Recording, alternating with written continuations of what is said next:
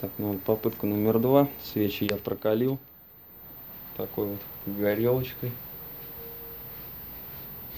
И наждачечкой, соответственно, почистил все. Зазор вроде в норме. Попробуем еще разочек.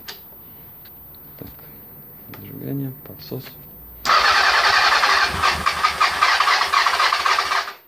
Пока ничего не поменялось толком. Вот и стуки какие-то. Ага.